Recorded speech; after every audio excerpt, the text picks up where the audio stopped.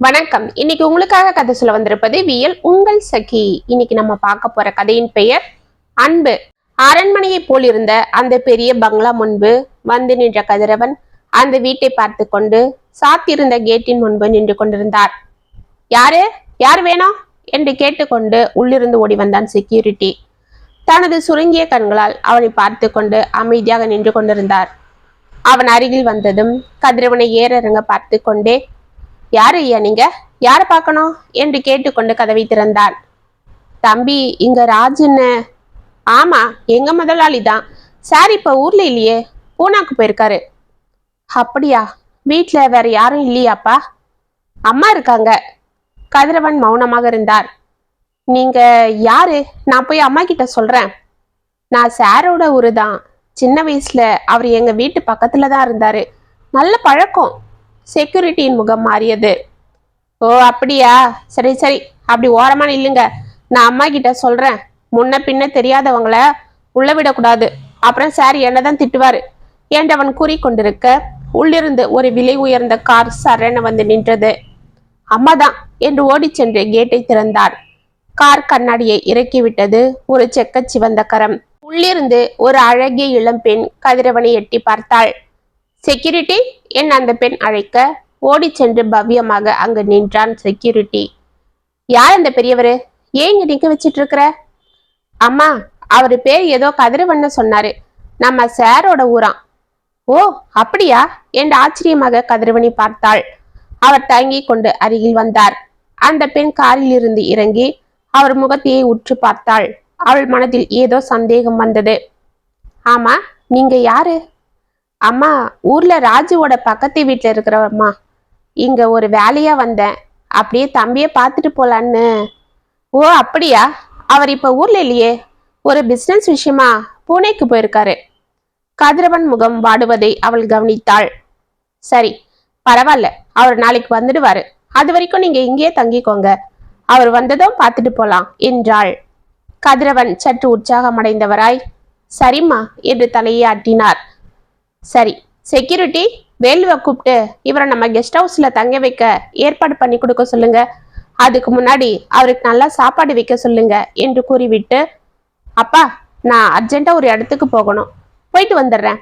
நீங்க உள்ள ரெஸ்ட் எடுங்க, நான் வந்து உங்களை பார்க்கறேன் என்று காரில் ஏறினாள். சரிம்மா, பார்த்து பத்திரமா போயிட்டு வாங்க என்று கதிரவன் கூற உள்ளே அமர்ந்திருந்த ஒரு 5 வயதுடைய குழந்தை அவரை எட்டி பார்த்தது. தாத்தா, பாய் தாத்தா என்று கையை ஆட்டியது. பாய்டா செல்லம் என்று அவரும் கையை ஆட்ட கார் பிரென பறந்தது. செக்யூரிட்டி உள்ளிருந்து பணியால் வேலுவை அழைத்து வர அவன் கதிரவனின் பையை எடுத்துக்கொண்டு வாங்கய்யா என்று அழைத்து கொண்டு போனான். அந்த பங்களாவின் பின்புற தோட்டத்தில் கெஸ்ட் ஹவுஸ் இருந்தது. எல்லா வசதிகளும் உள்ள அந்த சிறிய வீட்டின் உள்ளே நுழைந்ததும் அவரது பையை அங்கிருந்த டேபிள் மேல் வைத்த வேலு, உள்ள ஹீட்டர் இருக்கு, வெந்நீர் வேணும்னா அதை ஆன் பண்ணிக்கோங்க, நீங்க குளிச்சுட்டு வாங்க, நான் அதுக்குள்ள சாப்பாடு கொண்டு வரேன் என்று வெளியே சென்றான். கதிரவன் அந்த அழகிய வீட்டை சுற்றி பார்த்துவிட்டு மெதுவாக தனது பையில் இருந்த துண்டை எடுத்துக்கொண்டு குளிக்க சென்றார். குளித்து முடித்துவிட்டு அவர் அமர்ந்திருக்க வேலு ஒரு கேரியரில் சாப்பாடு கொண்டு வந்து வைத்தான். சாப்பிட்டு 2 நாட்கள் ஆகியிருந்த கதிரவனுக்கு அந்த சாப்பாட்டை பார்த்ததும் வயிறு நிரம்பியது போல் ஆனது. 2 பொரியல், கூட்டு, சாம்பார், ரசம், மோர், அப்பளம், வாழைப்பழம் என கமகமக்கும் அந்த விருந்து சாப்பாட்டை சாப்பிட்டு முடித்ததும் கண்களை சுற்றி கொண்டு தூக்கம் வந்தது. சிறிது நேரம் கட்டிலில் படுத்து தூங்கிவிட்டார். களைத்திருந்த அவர் அந்த குஷன் மெத்தையில் படுத்ததும் உடல் வலி குறைந்து மரக்கட்டையை போல் தூங்கி கொண்டிருந்தார். ஏதோ சத்தம் கேட்டு டக்கன கண்களை திறந்து பார்த்தார். ஐயா, ஐயா என்று வெளியே வேலுவின் குரல் கேட்டது. மெதுவாக எழுந்து சென்று கதவை திறந்தார். ஐயா, அம்மா வந்துட்டாங்க, வரீங்களா என்று அவன் கேட்க, தோ வரம்பா, கொஞ்சம் இரு என்று உள்ளே சென்று தலையை சரி செய்து கொண்டு வாக்கிங் ஸ்டிக் எடுத்துக்கொண்டு மெதுவாக அவன் பின்னால் சென்றார். அந்த வீட்டின் உள்ளே அவர் நுழைந்ததும் அங்கே போடப்பட்டிருந்த பெரிய சோஃபாவில் அமர்ந்திருந்த அந்த பெண் எழுந்து கொண்டாள். வாங்கப்பா வாங்க என்றவள் அன்போடு அவரை அழைத்து அங்கிருந்த சிங்கிள் சோஃபாவில் அமர வைத்து தானும் எதிரில் இருந்த சோஃபாவில் அமர்ந்தாள். இந்த பொண்ணு எவ்வளோ நல்ல குணவதியா இருக்கா, முன்ன பின்ன தெரியாது என்ன அப்பான்னு வாய் நிறைய கூப்பிடறாளே. இவ்வளவு வசதி வாய்ப்பு இருந்தோம் எந்த அலட்டலும் அதிகார திமுறம் இல்லாம நடந்துக்கிறாளே என்று ஆச்சரியமாக பார்த்து கொண்டிருந்தார். என்னப்பா அப்படி பாக்குறீங்க? ஒன்னும் இல்லம்மா, உங்களை பார்த்தா நல்லா படிச்ச பொண்ணா தெரியுறீங்க, நல்ல வசதியா வளர்ந்தவங்களா தெரியுறீங்க. இவ்வளவு பெரிய அரண்மனையில ராணியா இருக்கீங்க. அப்படி இருந்தோம் இந்த ஏழைய ரொம்ப நல்லா பவ்யமா கவனிச்சுக்கிறீங்க. நான் யாரு என்ன ஏதுன்னு தெரியாமலேயே என்கிட்ட அன்பா வாய் நிறைய அப்பான்னு கூப்பிடுறீங்க. உண்மையிலேயே எங்க ராஜு ரொம்ப கொடுத்து வச்சவரு தான் என்றார். என்னப்பா நீங்க போய் எங்களை வாங்க போங்கன்னு கூப்பிட்டுக்கிட்டு, உங்க குழந்தைங்க போல நாங்க வா பொண்ணே கூப்பிடுங்க என்றாள். சரிம்மா என்று சிரித்த கதிரவன், உன் பேரு என்னம்மா என்று கேட்டார். என் பேரு ஸ்வர்ணா. ஆஹா, நல்ல பொருத்தமான பேரு தான். அந்த தங்கம் போலதான் உன் குணமா இருக்கு.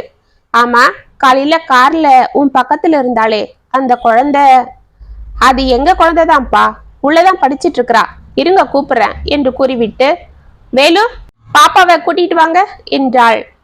ஒரே குழந்தை தானம்மா? ஆமாப்பா, இப்ப நான் 3 மாசம் என்று வெட்கத்தோடு கூறிவிட்டு சிரித்தாள். அப்படியா, ரொம்ப சந்தோஷம். நல்லபடியா குழந்தைய பெத்து எடுப்பம்மா, கவலைப்படாத. ஆமா, பெரியவளுக்கு என்ன வயசாகுது? 5 வயசாகுது, யூகேஜி படிக்கிறா. ரொம்ப நல்லதுமா, நல்லா படிக்கட்டும். அவங்க அப்பா கூட சின்ன வயசுல நல்லா படிப்பாரு. அப்படியா? ஆமா, நீங்க ஊர்ல என்ன பண்ணிட்டு இருக்கீங்க? இங்க என்ன விஷயமா வந்தீங்க? இந்த வயசான காலத்துல ஏன் தனியா வந்திருக்கீங்க? துணைக்கு யாரும் வரலையா? இல்லம்மா, எனக்குன்னு இருந்த துணை போனதும் நான் அனாதையாகிட்டேன். 2 பிள்ளைங்க இருந்தோம், எனக்குன்னு யாரும் இல்லம்மா என்று பெருமூச்சு விட்டார். ஸ்வர்ணா அவரை கவலையோடு பார்த்தாள். அம்மா கூப்பிட்டீங்களா என்று குழந்தை கேட்டுக்கொண்டு அங்கு வர, ஆமாம்மா, இதோ பாரு, இந்த தாத்தா உன்னை பார்க்கணும்னு சொன்னாரு, அதுதான். அப்படியா என்று கதிரவனை திரும்பி பார்த்து, ஹாய் தாத்தா, காலையில நீங்க தானே வெளியில நின்றுட்டு இருந்தீங்க என்று புன்னகை செய்தாள். ஆமாண்டி ராசாத்தி என்று கையை நீட்டினார் கதிரவன். அவர் முகத்தில் புன்னகை அரும்பியது. அவள் ஓடி சென்று அவர் அருகில் நிற்க அவளை வாரி எடுத்து முத்தம் கொடுத்தார். ஆமா, உன் பேரு என்ன ராசாத்தி? என் பேரு ரேஷ்மா. அப்படியா, நல்லா இருக்கு. உங்க பேர் என்ன தாத்தா? என் பேரு கதிரவன். அப்படின்னா? கதிரவன்னா சூரியன்னு அர்த்தம். அப்படியா, உங்க பேரு கூட தான் நல்லா இருக்கு என்று சிரித்தாள். அவளை மடியில் தூக்கி வைத்துக் கொண்டு கொஞ்சினார். அம்மா, இந்த தாத்தா யாரு, நம்ம கெஸ்டா என்றாள் ஸ்வர்ணாவை பார்த்து. ஆமாம்மா, இவர் நம்ம அப்பாவோட ஊர் தான். அப்பா சின்ன வயசா இருக்கும் போது இவங்க வீட்டு பக்கத்துல தான் இருந்திருக்காரு. உங்க தாத்தா இந்த தாத்தாலாம் ஃப்ரெண்டா என்று சிரித்தாள். அப்படியா? அப்பன்னா தாத்தா எங்க அப்பாவை உங்களுக்கு சின்ன வயசுல இருந்தே தெரியுமா என்று திரும்பி கதிரவனின் முகத்தை பார்த்தாள். தெரியும் ராசாத்தி என்று அவள் நெற்றியில் முத்தமிட்டார். அப்பெல்லாம் அப்பா எப்படி இருப்பாரு? உன்னை போலதான் இருப்பாரு. ஓ, வெரி நைஸ். அப்பா கிட்ட சின்ன வயசு போட்டோலாம் இல்ல தாத்தா. நான் எப்ப கேட்டாலும் அதுல என்கிட்ட இல்லைன்னு தான் சொல்லுவாரு. ஆனா என்னோட சின்ன வயசு போட்டோஸ் கலெக்ஷன்லாம் நான் பத்திரமா வச்சிருக்கேன். அப்படியா? Very good. அதை பத்திரமா வச்சுக்கோ, அதுதான் நல்லது. எப்பவும் பழசெல்லாம் மறக்க கூடாது. ஓகே தாத்தா, நான் அப்படியே செய்யறேன். சரி ரேஷ்மா, நீ போய் ஹோம்ஒர்க் செய். நான் அதுக்குள்ள தாத்தா கூட பேசிட்டு இருக்கிறேன். அப்புறமா நீ தாத்தா கூட வந்து விளையாடிக்கலாம், சரியா என்றாள் ஸ்வர்ணா. சரிம்மா. தாத்தா நீங்க இங்கே இருங்க, நான் போய் ஹோம்ஒர்க் பண்ணிட்டு வந்துடுறேன். அப்புறமா நம்ம விளையாடலாம், சரியா? என்கிட்ட நிறைய டாய்ஸ்லாம் இருக்கு என்று கூறி அவர் கன்னத்தில் முத்தமிட்டாள். சரிடி என் தங்கம், நீ போய் படிச்சுட்டு வா. தாத்தா நான் உனக்காக காத்துட்டு இருக்கேன் என்று அவரும் அவளுக்கு முத்தம் கொடுக்க அவள் சிரித்து கொண்டே உள்ளே ஓடினாள். அவளை அன்போடு பார்த்து கொண்டிருந்த கதிரவனை அப்பா என்று அழைத்தாள் ஸ்வர்ணா. டக்கன அவளை திரும்பி பார்த்தார். அவர் கண்கள் கலங்கியிருந்தது. என்னப்பா, ஏன் அழறீங்க? ஒன்னும் இல்லம்மா, என் பையன் என் கூட இருந்திருந்தா இந்நேரம் அவனுக்கும் கல்யாணம் பண்ணி இப்படி ஒரு பேத்திய கொஞ்சிட்டு இருந்திருப்பேன். இப்ப அவன் எங்க இருக்கானோ என்று பெருமூச்சு விட்டார். என்னப்பா சொல்றீங்க? ஆமா ராசாத்தி, எனக்கு 2 பசங்க. மூத்தவ ராணி, சின்னவன் குணா. நான் கோயம்புத்தூர்ல ஒரு தனியார் கம்பெனில வேலை பார்த்துட்டு இருந்தேன். என் பொண்டாட்டி குழந்தைங்கள நல்லா தான் வளர்த்துட்டு இருந்தா. என் வருமானத்துல அவங்கள படிக்க வச்சுட்டு இருந்தோம். கடனை உடனே வாங்கி எங்களுக்குன்னு ஒரு சின்ன வீடு கட்டணும். நல்லபடியா போயிட்டு இருந்த எங்க வாழ்க்கையில ஒரு பூகம்பம் வந்தது. ஏன்பா, என்னாச்சு? என் மனைவிக்கு மஞ்சக்காமலை வந்து அது ரத்தத்துல கலந்துருச்சு. எவ்வளோ முயற்சி பண்ணியும் அவளை காப்பாற்ற முடியல. எங்க 3 பேரையும் தவிக்க விட்டுட்டு அவ போய் சேர்ந்துட்டா. ஒரு பொம்பளை இல்லாம வீட்டுல 2 பிள்ளைங்களை வளர்க்க நான் ரொம்ப சிரமப்பட்டுட்டேன். என் பசங்க 2 பேரும் வீட்டுல எதுக்கு எடுத்தாலும் சண்டை போட்டுக்க ஆரம்பிச்சிட்டாங்க. நான் பொழப்ப பாப்பனா, வீட்டுல உட்காந்து இவங்கள கவனிப்பனா. அதனால என் பிள்ளைய கொண்டு போய் ஹாஸ்டல்ல சேர்த்தேன். அப்பவே அவனுக்கு என் மேல கோவம் வந்துடுச்சு. சின்ன வயசுல இருந்து அவங்க மனசுல வேற்றுமை வளரக்கூடாதுன்னு நினைச்சுதான் நான் அவனை கொண்டு போய் ஹாஸ்டல்ல சேர்த்தேன். ஆனா அவனுக்கு அது புரியல. என் மேல கோச்சிக்கிட்டான். சரி, பொண்ணு படிப்பை முடிச்சதும் அவளை நல்ல இடத்துல கட்டி கொடுத்துட்டு அவனை கூட்டிட்டு வந்து நம்ம கூடவே வச்சுக்கலான்னு என் பொண்ணு டிகிரி முடிச்சதும் அவளை ஒரு நல்ல இடத்துல கட்டி கொடுத்தேன். மாப்பிள்ளைக்கு என்னால முடிஞ்சது எல்லாம் செஞ்சேன். அவங்க அங்கேயே கோயம்புத்தூர்ல தான் இருந்தாங்க. அதுக்கப்புறம் என் பையனை கூட்டிட்டு வந்து என் கூட வச்சுக்கிட்டேன். நான் அவனுக்கு அன்பா எல்லாம் செஞ்சாலும் அவனுக்கு என் மேல ஏதோ கோவம் இருந்துகிட்டு தான் இருந்தது. அதுக்கு ஏத்தா போல அவன் படிப்பு முடிச்சதும் பிஸ்னஸ் பண்ண பணம் வேணும்னு கேட்டான். எதுக்குப்பா, கொஞ்ச நாள் வேலைக்கு போ, அப்புறம் இதெல்லாம் செய்யலான்னு சொன்னேன். ஆனா அவன் கேட்கல. சரின்னு அந்த வீட்டை வச்சு கடனுக்கு ஏற்பாடு பண்ணிட்டு இருந்தேன். அப்பதான் எங்க மாப்பிள்ள வேலை செய்யற இடத்துல ஏதோ பணம் எடுத்துட்டாருன்னு போலீஸ்ல புடிச்சிட்டு போயிட்டாங்க. நான் போய் அவரை ஜாமீன்ல கூட்டிட்டு வந்தேன். அப்பதான் 2 நாள்ல பணம் கட்டலனா அவரை ஜெயில போட்டுடுவோன்னு சொன்னாங்க அந்த கம்பெனி ஆளுங்க. அவரு ஜெயிலுக்கு போயிட்டா பொண்ணு வாழ்க்கை என்ன ஆகும்னு பயம் வந்துடுச்சு. எங்க மாப்பிள்ளையும் நான் ஜெயிலுக்கு போனா என்னால அவமானம் தாங்க முடியாது, நான் தற்கொலை பண்ணிப்பேன்னு சொல்லிட்டாரு. எனக்கு என்ன செய்யறதுனே தெரியல. என் பையன் கிட்ட ரொம்ப கெஞ்சி கேட்டுட்டேன். உங்க அக்காவோட வாழ்க்கைய பாரு, அவளோட பூவம் பொட்டும் நிலைக்கிறது இப்ப நாம கொடுக்கற பணத்துலதான் இருக்கு. அதனால தயவு செஞ்சு இந்த வீட்டை அடமான வச்ச பணத்தை மாப்பிள்ளைக்கு கொடுத்துடுவோம். அப்புறமா நான் உனக்கு எப்படியாவது பணத்தை ரெடி பண்ணி கொடுக்குறேன்னு சொன்னேன். ஆனா என் நிலைமைய என் பையன் புரிஞ்சுக்கல. நான் பொண்ணுக்கேத்தான் எல்லாம் செய்யறேன்னு அவன் என்கிட்ட சண்டை போட்டுக்கிட்டு வீட்டை விட்டே போயிட்டான். நானும் அவனை எங்கெங்கயோ தேடி பார்த்து ஓஞ்சிட்டேன். எந்த தகவலும் கிடைக்கல. அன்னையிலிருந்து என் பாதி ஜீவன் போனது போல ஆயிடுச்சு. ஒரு நடப்பினமா தான் சுத்திட்டு இருந்தேன். உங்க பொண்ணுக்கு பணம் கொடுத்தீங்களா? உங்க மாப்பிள்ளை வெளியில வந்துட்டாரா? ஆ, வந்துட்டாருமா. அப்புறமா சொந்தமா பிசினஸும் செஞ்சு இப்ப நல்லா இருக்காங்க. அதுக்கேது அவருக்கு பணம்? என் பொண்ணோட நகையெல்லாம் வித்துதான் ஆரம்பிச்சிருக்காங்க. நகையை வச்சுக்கிட்டு என்கிட்ட பணம் கெட்டு வாங்கினாங்க. அத அப்பவே வித்து அவங்க கட்டியிருந்தா இந்நேரம் என் பையனாவது என்னை விட்டு போகாம இருந்திருப்பான். என் பொண்ணு என்னை ஏமாத்திட்டா. சரி போகுது, எதனா கேட்டா இனி அவளும் என்கிட்ட கொச்சிப்பான்னுதான் நானும் அமைதியா இருந்துட்டேன். என் பிள்ளைகிட்ட இருந்து ஏதாவது தகவல் வராதான்னு காத்துட்டு இருந்தேன். ஆனா எந்த தகவலும் இல்லை. நானும் ரிட்டையர்ட் ஆகிட்டேன். எனக்கு பென்ஷனும் கிடையாது. கடனை நான் சரியா கட்ட முடியலன்னு அந்த வீட்டை கடன் கொடுத்தவனை எடுத்துக்கிட்டான். சரி, என் பொண்ணு வீட்டுக்கு போலான்னு போனா அங்க எந்த மரியாதையும் இல்லை. அப்படியே பல்ல கடிச்சுக்கிட்டு இருந்தேன். மாப்பிள்ளை முதல்ல என்ன சாடமடியா திட்ட ஆரம்பிச்சாரு. அப்புறம் போக போக நேரடியாவே மூஞ்ச கட்ட ஆரம்பிச்சிட்டாரு. நானும் வீட்டுல இருக்க மாட்டேன். அப்படியே கோவில் குளர்னு சுத்துவேன். அப்பெல்லாம் என் புள்ள ஞாபகம் வரும். நான் கண்ணு மூடுறதுக்குள்ள அவனை ஒரு வாட்டி பார்த்துனோன்னு ஆசைப்பட்டு அங்க இங்கன்னு விசாரிச்சேன். கடைசி அவனை ஒரு வாட்டி நம்ம ராஜு தம்பி கூட பார்த்ததா எனக்கு தெரிஞ்சவங்க சொன்னாங்க. அதுதாம்மா, அவங்க கிட்ட நம்ம ராஜு தம்பியோட அட்ரஸை வாங்கிக்கிட்டு ஓடி வந்தேன்.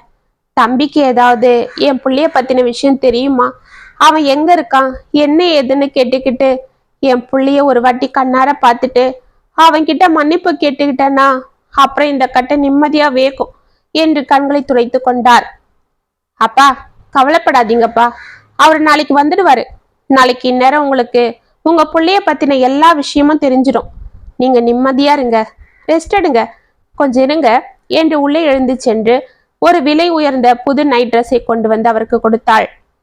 அம்மாடி, எனக்கு எதுக்குடா இதெல்லாம்? பரவாயில்லப்பா, போட்டுக்கோங்க, நைட்டு ஒரே குளிரா இருக்கும். இந்த பேண்ட் ஷர்ட்டோட எப்படி தூங்குவீங்க? இது நல்லா வசதியா இருக்கும் என்றாள். சரிம்மா என்று அதை வாங்கி கொண்டு எழுந்தவர் மெதுவாக நின்று அவளை உற்று பார்த்தார். என்னப்பா? ஒன்னும் இல்ல ராசாத்தி, ராஜு என் பிள்ளைகிட்ட கூட்டிட்டு போனாலும் அவன் என்னை ஏத்துப்பானா, என்னை மன்னிப்பானா, நான் அவனுக்கு பாரபட்சம் பார்க்கலன்னு நம்புவானா என்று நடுங்கிய குரலில் கேட்டார். கண்டிப்பா ஏத்துப்பாருப்பா. ஏன் சங்கடப்படுறீங்க? உண்மையில உங்க மனசுல அப்படி ஒரு எண்ணம் இல்லாதப்ப நீங்க பயப்பட வேண்டாம். மனுஷங்களுக்கு நம்ம யாருன்றது புரியலனாலும் அந்த ஆண்டவனுக்கு புரியும். அவர் உங்க பையனுக்கு கண்டிப்பா புரிய வைப்பாரு. உன்னை பார்த்தா என் அம்மா போலவே இருக்குமா. அவங்களும் இப்படிதான். நான் உடஞ்சி போற நேரத்துல எல்லாம் எனக்கு தைரியம் கொடுத்து ஆறுதல் சொல்லுவாங்க. நானும் தைரியமா எழுந்து ஓட ஆரம்பிப்பேன். நீ நல்லா இருக்கணும் ராசாத்தி என்று வாழ்த்து விட்டு சென்றார். மறுநாள் மாலை கார் வந்து வாசலில் நிற்க அதிலிருந்து இறங்கிய ராஜு, ஸ்வர்ணா ஸ்வர்ணா என்று அழைத்து கொண்டு உற்சாகமாக உள்ளே வந்தாள். ஸ்வர்ணா உள்ளிருந்து விரைந்து வந்தாள். ஏய் ஸ்வீட்டி என்று அவள் கன்னத்தை ஆசையாக கிள்ளினான். சரி சரி போதும், வந்த உடனே ஆரம்பிக்கணுமா? ஆமா, என்ன இது காலையிலேயே வருவீங்கன்னு சொன்னீங்க? ஆமா டார்லிங், அதுக்குள்ள இன்னொரு முக்கியமான பிசினஸ் கிடைச்சது. அதுதான் கையோட அதையும் முடிச்சிட்டு வரேன். சரி, எங்க என் குழந்தை? ஆளை காணோம், தூங்கிட்டாளா? இல்லைங்க, விளையாடிட்டு இருக்கா. அப்படியா? எங்க அவளை கூப்பிடு, நான் பார்க்கணும். 2 நாள் அவளை பார்க்காம எனக்கு எப்படியோ இருக்கு. என்னதான் அங்க வேலையா இருந்தாலும் மனசுலாம் அவ பேர்ல தான் அடிச்சிட்டு இருந்தது. குழந்தை கண்ணிலேயே இருந்தா. சரி சரி, உங்க குழந்தை எங்கேயும் போகல. முதல்ல நீங்க ஃப்ரெஷ் ஆயிட்டு வாங்க, அப்புறமா அவளை பார்க்கலாம். ஏய் என்ன நீ, முதல்ல குழந்தைய கூப்பிடு. அவளை பார்த்தாதான் எனக்கு கை கால் ஓடும். அவளுக்காக புது ட்ரெஸ் வாங்கிட்டு வந்திருக்கேன். இதோ பாரு, அவ போன வாட்டி கேட்ட டாய்ஸும் வாங்கி வந்திருக்கேன். இது உன் வயிற்றுல இருக்கிற என் சின்ன குழந்தைக்கு. எதுக்குங்க? வீட்டுலதான் நிறைய டாய்ஸ் இருக்கே. நம்ம ரேஷ்மாவோடதே அந்த குழந்தைக்கும் கொடுத்தா போச்சு. எதுக்கு புதுசா வாங்கிக்கிட்டு? நோனோ, 2 பேருக்கும் எந்த விதத்திலையும் சண்டை வரக்கூடாது. இதுல யாரு சங்கடப்பட்டாலும் என் மனசு தாங்காது. சரி, குழந்தைய கூப்பிடு. அடடடடடா, அவ கெஸ்ட் ரூம்ல இருக்காங்க. என்னது, கெஸ்ட் ரூம்லையா? அங்க எதுக்கு போனா? அங்க அவ தனியாலாம் போகல. அங்க ஒருத்தர் வந்திருக்காரு. அந்த பெரியவர் கூட விளையாடிட்டு இருக்கா. பெரியவரா? யார் வந்திருக்கா? உங்க ஊர்ல இருந்துதான், உங்களை பார்க்கத்தான் என்றாள் ஸ்வர்ணா அமைதியாக. என்ன, எங்க ஊர்ல இருந்தா? என்ன பார்க்கவா? அவர் பேர் என்ன சொன்னாரு? கதிரவன் என்று கூறிக்கொண்டு அவன் கோட்டை கழட்டினாள். ராஜு அதிர்ந்து டக்குன்னு அவளை திரும்பி பார்த்தான். என்னங்க, என்னாச்சு? அவரை எதுக்கு இங்க சேர்த்த? குழந்தைய வேற அவர்கிட்ட விளையாட விட்டுருக்க. முதல்ல அவரை வெளியில அனுப்பு. ஏங்க, ஏன் அப்படி பேசுறீங்க? வீட்டுக்கு வந்தவரை வெளியில அனுப்ப சொல்றீங்க? பாவம், வயசானவரு. அவரோட பையனை பத்தி தெரிஞ்சுக்க வந்திருக்காரு. அவரை போய் என்ன தெரிஞ்சுக்கணுமா? அவங்க பையனை பத்தி உன்கிட்ட எதனா சொன்னாரா? ஆமாங்க, அவரோட பையன் இவர்கிட்ட கோச்சிக்கிட்டு எங்கேயோ போயிட்டாராம். அவங்க பொண்ணும் இப்ப இவரை சேர்க்கறது இல்லையா. அவருக்குன்னு இருந்த வீட்டையும் கடன் கொடுத்தவங்க எடுத்துக்கிட்டாங்களாம். செஞ்ச துரோகம், பின் அவரை இப்படிதான் துரத்தோம். இந்த பாரு, அவங்க கதை நமக்கு வேண்டாம். அவர் எனக்கு பிடிக்கல, அவரை அனுப்பு. ஏங்க, அவர் ஒண்ணு நம்ம வீட்டுல உட்காந்துட்டு இருக்க வரல. அவரோட பையனை பத்தி தெரிஞ்சுக்கதான் வந்திருக்காரு. கடைசியா அவர் ஒரு வாட்டி பார்த்து அவர்கிட்ட தான் செய்த தப்புக்கு மன்னிப்பு கேட்டுட்டு துடிக்கிறாரு. அவரை பத்தி மட்டும் சொல்லிடுங்க, அவரு போயிடுவாரு. அதெல்லாம் முடியாது. என் ஃப்ரெண்டு பாவம், இவர் பண்ண துரோகத்தால ரொம்ப நொந்து போயிட்டான். இவருக்கு அவங்க பொண்ணுதான் முக்கியம், அவங்க வாழ்க்கை தான் முக்கியம். என் ஃப்ரெண்டை பத்தி இவரு கவலைப்பட்டதே இல்லை. இப்ப முடியாதப்ப அவனோட ஆதரவு தேவைப்படுதோ? அதுவும் பொண்ணு துரத்தினதும் முடியாது. அவன் ஏதோ நிம்மதியா சந்தோஷமா இருக்கான். நான் அவனை பத்தி இவர்கிட்ட சொல்ல மாட்டேன். ஏங்க, ஏன் அப்படி பேசுறீங்க? ஒரு தகப்பன் தான் பெத்த 2 பிள்ளைங்களையும் ஒரே கண்ணோட்டத்துல தான் பாப்பாரு. தான் வயிற்றுல பிறந்த 2 பேருமே நல்லா இருக்கணும்னு தான் ஆசைப்படுவாரு. அப்படிதான் இவரும் பார்த்திருக்காரு. அது உங்க ஃப்ரெண்டு புரிஞ்சுக்கல.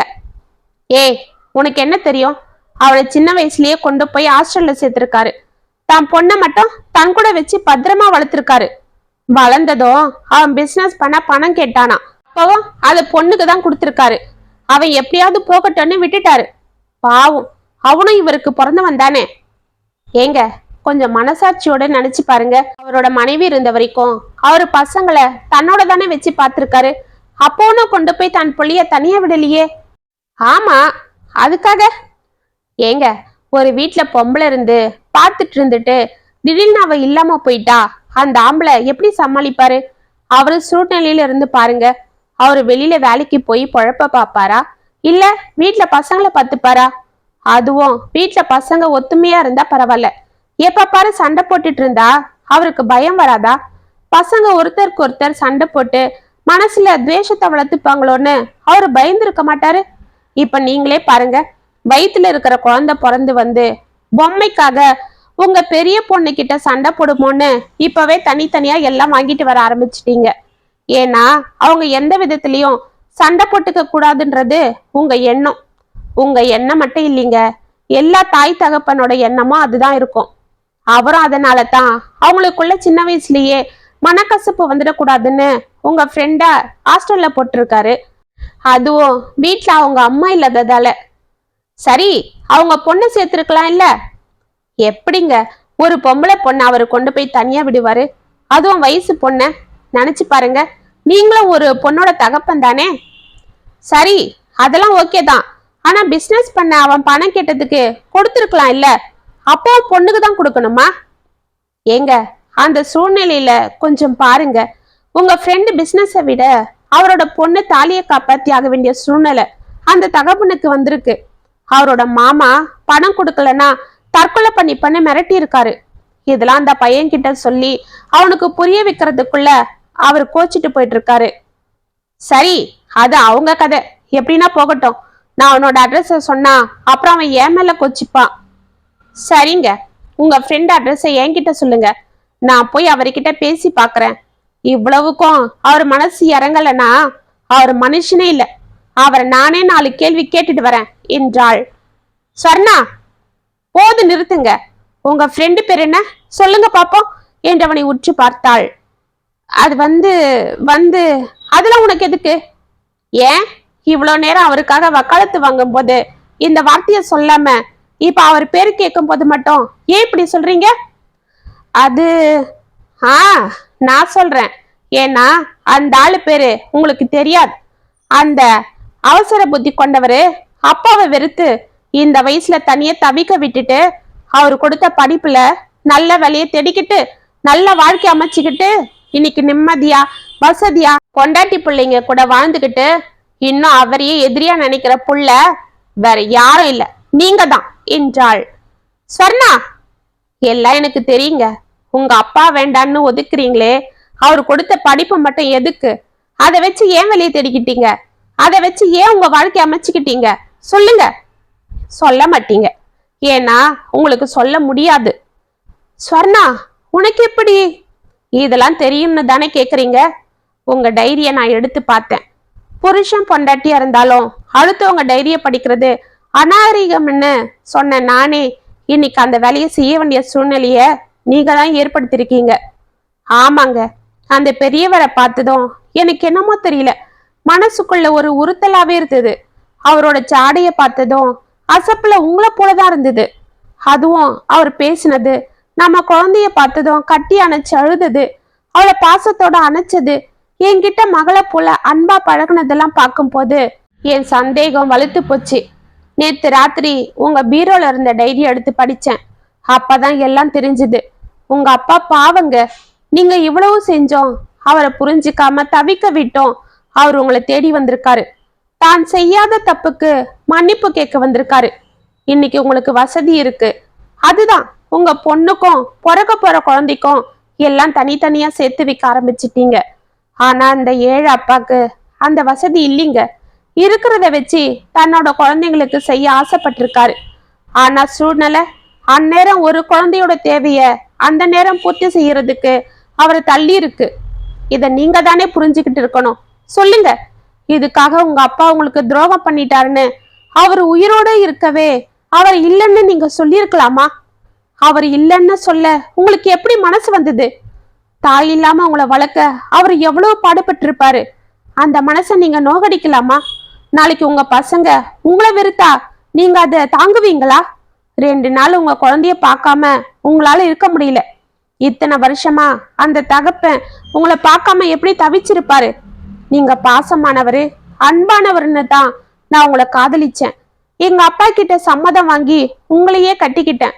பெரிய கோடீஸ்வரனான எங்க அப்பாவும் உங்க நல்ல குணத்தை பார்த்துதான் நீங்க அனாதையா இருந்தாலும் பரவாயில்லன்னு என்ன உங்களுக்கு கட்டி வச்சாரு. ஆனா நீங்க இப்படி என்று அவள் ஆவேசமாக திரும்ப அங்கே ராஜு இல்லை. என்னங்க என்னங்க என்று அவனை அழைத்து கொண்டு வெளியே ஓடினாள். ராஜு கண்களை துடைத்து கொண்டே கெஸ்ட் ஹவுஸ் நோக்கி ஓடிக்கொண்டிருந்தான். அவன் பின்னால் அவளும் சென்றாள். கதவை திறந்து கொண்டு அவன் உள்ளே நுழைய அங்கே தனது பேத்திக்கு புத்தகங்களை வைத்துக் கொண்டு சோஃபாவில் அமர்ந்து கதைகள் சொல்லிக் கொண்டிருந்த கதிரவன் அவனை பார்த்ததும் ராஜு என்று குரல் கம்மா அழைத்தபடி எழுந்து கொண்டார். பின்னால் ஸ்வர்ணாவை பார்த்ததும் குணா குணா என்றவர் தடுமாற, மாமா எனக்கு எல்லாம் தெரியும், அவரும் இப்ப உங்களை புரிஞ்சுக்கிட்டாரு, உங்க புள்ள உங்களை தேடிதான் வந்திருக்காரு என்றாள்.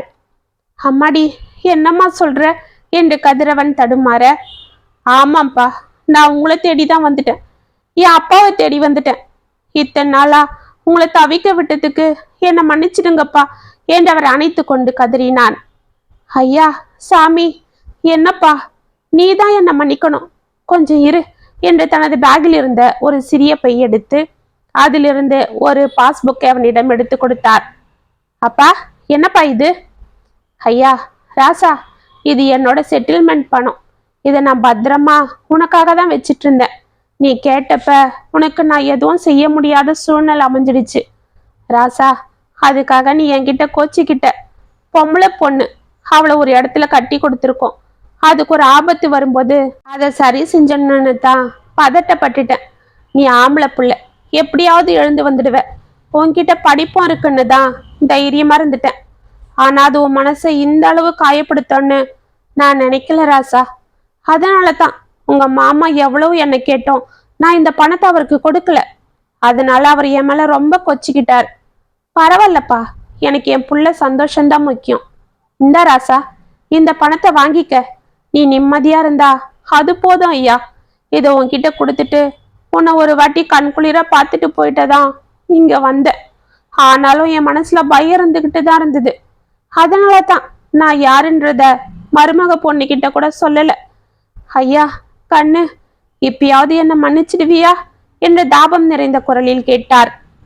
அப்பா என்னப்பா என்று அவரை வாரி அணைத்தவன், அப்பா இந்த பணத்தை நீங்க அக்காக்கே கொடுத்துடுங்க, இதை விட நீங்க கொடுத்த படிப்பால நான் நிறைய சம்பாதிச்சிருக்கேன்ப்பா, பாருங்க இதெல்லாம் நான் உங்க படிப்பை வச்சு அது மூலமா சம்பாதிச்சதுதான், அதுவே போதும்பா எனக்கு, இனிமே நான் உங்களை நிம்மதியா பார்த்துப்பேன், நீங்க எங்கேயும் போக வேண்டாம்ப்பா, நீங்க எங்க கூடவே இருந்துடுங்க என்று அணைத்து கொண்டான்.